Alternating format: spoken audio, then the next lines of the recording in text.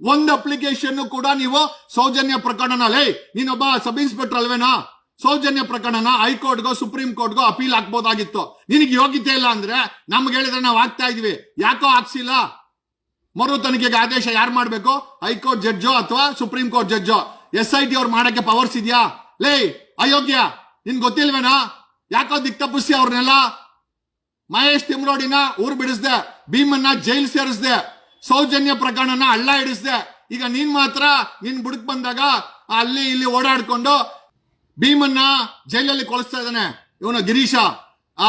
ಇವನು ಯಾರನ್ನ ಮಹೇಶ್ ತಿಮ್ರೋಡಿ ಮೇಲೆ 14 ಕೇಸ್ ಹಾಕಿ ಗಡೀಪಾರ್ ಮಾಡಿಸಿ ಊರ್ ಬಿಡಿಸವನೆ. ಈ ಸೌಜನ್ಯ ಪ್ರಕರಣನ ಹೈಕೋರ್ಟ್ಗೂ ಹಾಕ್ಸಿಲ್ಲ, ಸುಪ್ರೀಂ ಕೋರ್ಟ್ಗೂ ಹಾಕ್ಸಿಲ್ಲ, ತಹಸೀಲ್ದಾರ್ ಮುಂದೆ.